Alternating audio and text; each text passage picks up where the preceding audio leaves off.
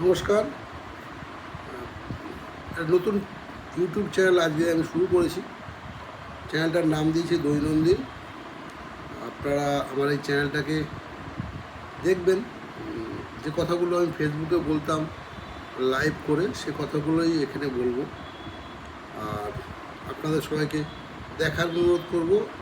তারপরে আর যা যা কিছু আছে, লাইক, শেয়ার, সাবস্ক্রাইব ইত্যাদি যেগুলো থাকে আর কি, ওগুলো করবেন। তাহলে আমার সঙ্গে আপনাদের ডেলি একটা কানেকশান তৈরি হয়ে যাবে।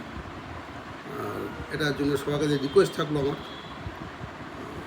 আজকে প্রথম যে ভিডিওটা আমি ইতিমধ্যে আপলোড করেছি, সেটা আমাদের গুরুদেব প্রমোদ ভট্টাচার্য, রাজনৈতিক গুরুদেব, তার একটা ছোট্ট 1 মিনিট সময়কার একটা ক্লিপিংস। কদিন আগে উনি 28শে আগস্ট এ কথাগুলো বলেছিলেন, সেই কথাগুলো আমি সেই ভিডিওটা আপলোড করেছি। ওনাকে দিয়ে আমি শুরু করেছি। এরপরে যেটা হলো সেটা হচ্ছে, এরপরে আমি আমার কথা বলবো। তো দেখুন, এই তিলোত্তমা ইস্যুতে যে ঘটনাটা ঘটছে, এইটা হতে গিয়ে আরও অনেক ঘটনা আশেপাশ থেকে চলে আসছে। বিধানসভাতে অপরাজিতা বিল পাস হয়েছে এবং সেই অপরাজিতা বিলে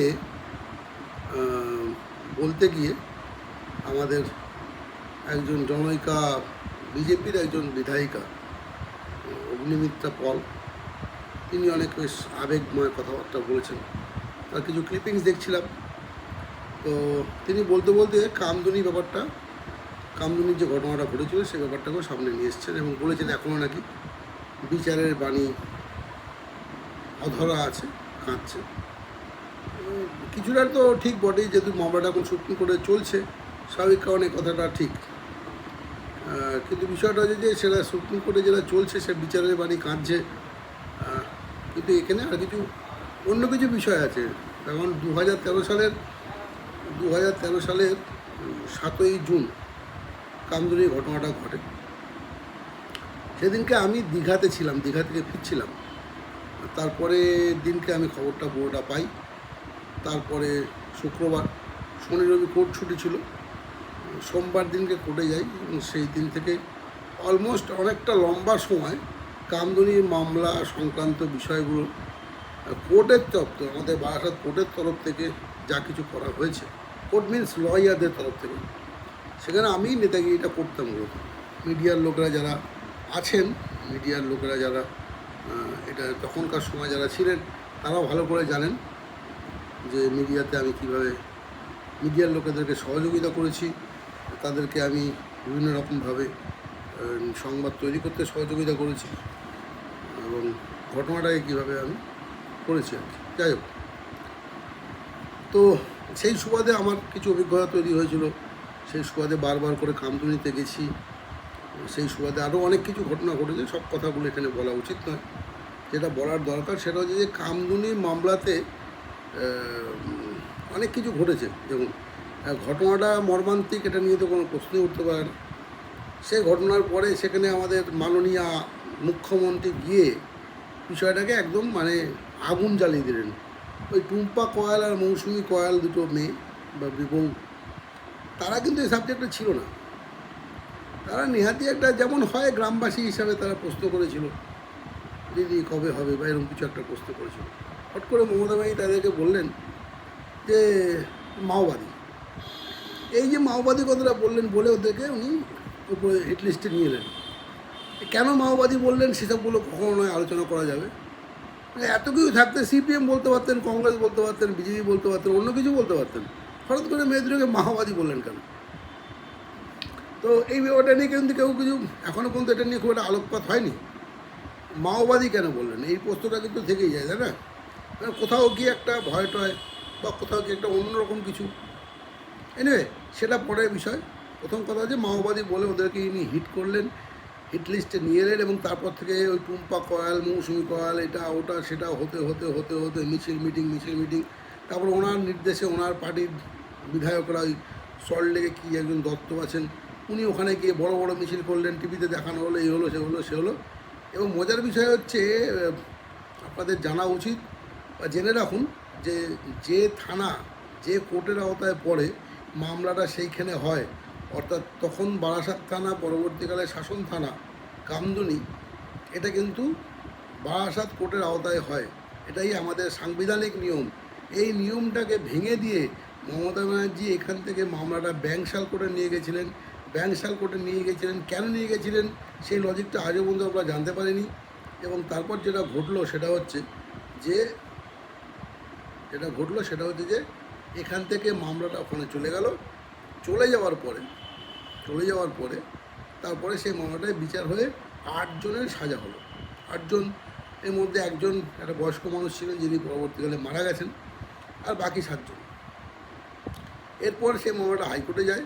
স্বাভাবিক কারণে যারা অ্যাগ্রিড পারসন, এটাই নিয়ম আমাদের, যে লোয়ার কোর্টের কোনো অর্ডারে তুমি যদি অ্যাগ্রিড হও, অর্থাৎ তুমি না মানো, তুমি হাইকোর্ট যেতেই পারো। তো হাইকোর্ট কিন্তু সেখানে ওই একজন মারা গেলেন, 8 জন আসামির মধ্যে একজন মারা গেলেন, রইল বাকি 7।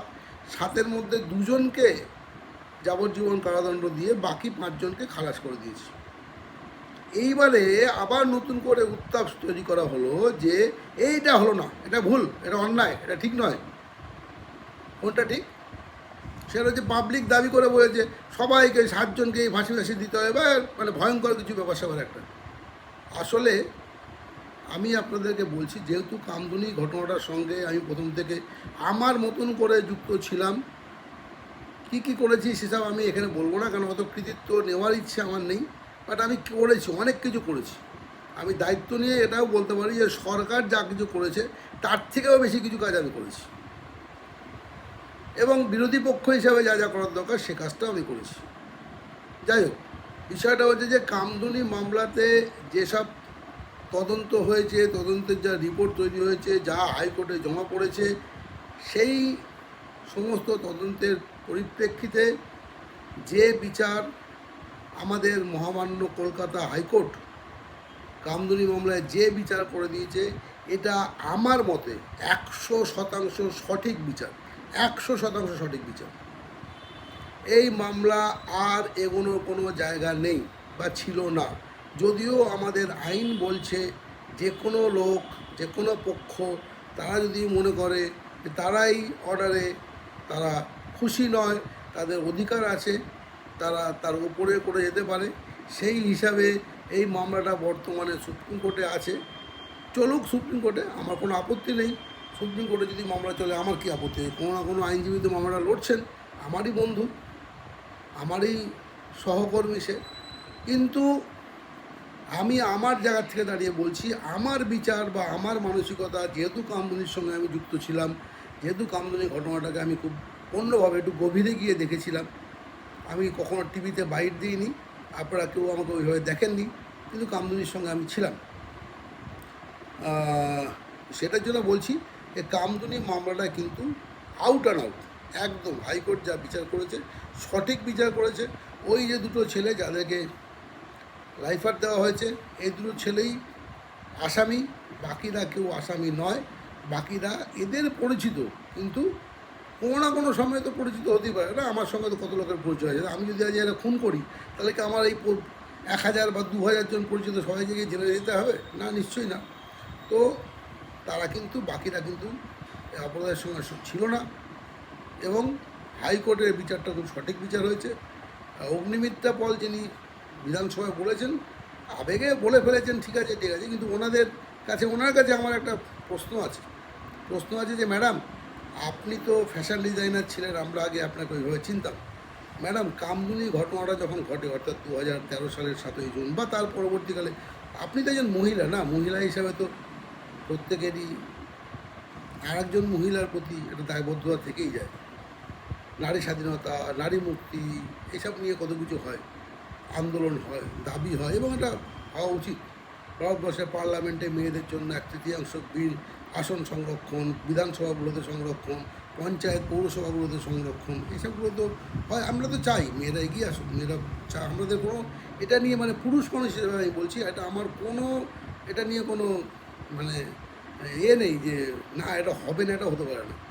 সবাই মিলেই তো আমরা সমাজটা চালাবো। আমাদের সমাজে তো মূলত পুরুষ আর নারী এরাই তো আছে না, আমরা সবাই মিলে সমাজটা চালাবো, অসুবিধে কী আছে? তো মেয়েরা সেখানে ক্ষমতা পাবে, কেন পাবে না? এখনকার দিনে মেয়েরা শিক্ষিত হচ্ছে, সচেতন হচ্ছে, তারা চাকরি করছে, মেয়েরা টোটো চালাচ্ছে, মেয়েরা রিক্সা চালাচ্ছে, মেয়েরা কেন পৌরসভা কাউন্সিলর বা এমএলএ এমপি হতে পারবে, নিশ্চয়ই পারবে, এবং তাদের সুযোগ দেওয়া উচিত। তাতে করে সমাজের অনেকটা উপকার হবে আমার মনে হয়। আর মেল ডমিনেটেড যে ওই যে সিস্টেমটা, এটাও কিছুটা ভাঙবে। পুরুষরাও যা খুশি তাই আমরা করবো, মেয়েদের উপর যা খুশি তাই করতে পারবো, এটাও পুরুষদের মধ্যে থেকে এই মানসিকতাটা নষ্ট হয়ে যাবে। তো যেটা বলার বিষয় সেটা যে ম্যাডাম, আপনি সেদিনকে ওই কামদুনি 7ই জুন 2013 তারপর থেকে বিধায়িকা হওয়ার আগের পর্যন্ত একটুখানি, আপনি তো সেলিব্রিটি না, আপনার তো কিছু ছবি ছাপা থাকবেই, ছবি থাকবে, কাগজের আপনার বক্তব্য থাকবে, কিছু বক্তব্য সামনে নিয়ে আসবেন ম্যাডাম যে আপনি কী করেছেন। আপনি বিধায়িকা হওয়ার পরে নিশ্চয়ই করেছেন, এটা নিয়ে আমি কোনো দ্বিমত পোষণ করছি না, এই ব্যাপারটা আমি আপনাকে কুর্নিশ জানাচ্ছি। কিন্তু তার আগে পর্যন্ত কী করেছেন এটাও বলতে হবে। এবং আরও অনেক ঘটনা, শুধু কামদুনি নয়, পার্ক স্ট্রিট, রানাঘাট থেকে শুরু করে আরও ধানতলা, বানতলা, অনেক ঘটনা। এবং আপনি কিন্তু একদম বাচ্চা মেয়ে না, আপনি কিন্তু তখনও ছিলেন, একজন মহিলা ছিলেন, একজন কলেজ গার্ল হতে পারেন, বা আপনার বিষয়ে থাকতে পারেন, কাজে ব্যস্ত থাকতে পারেন, কিন্তু মহিলা হিসাবে আপনার তো কিছু করা উচিত ছিল ম্যাডাম, কিছু করেনি। এখন ওই যেহেতু এই ইস্যুটা এলো, এই আর্জি করা ইস্যুটা এলো, তিলোত্তমা ইস্যুটা এলো, আপনার সঙ্গে সঙ্গে রাজনীতিতে বাজার গরম করতে নেমে পড়লেন, এবং সেখানে গিয়ে কামদুনিটাকে দুমদাম টেনে নিয়ে এলেন। যাই হোক, আপনি নিয়ে এসেছেন বলে আমারও সুবিধা হলো, আমিও কথাগুলো বলার সুযোগ পাচ্ছি। এটা আমি আপনাকেও বলছি ম্যাডাম,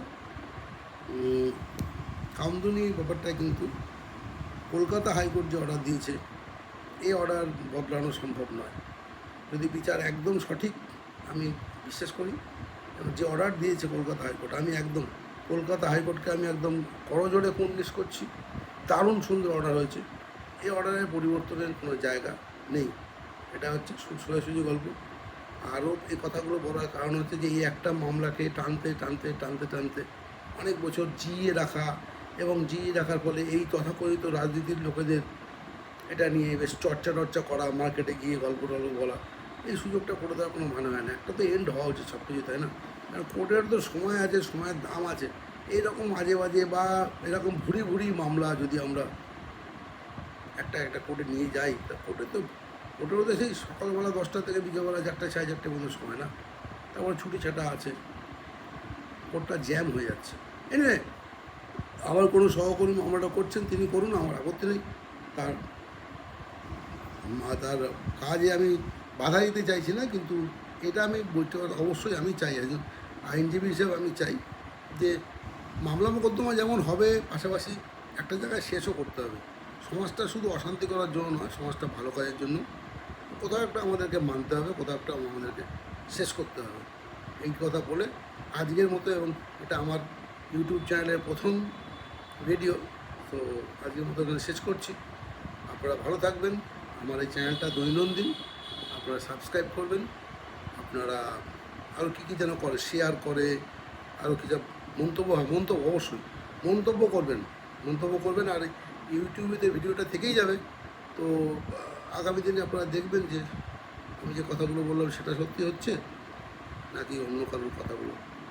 ভালো থাকুন, নমস্কার।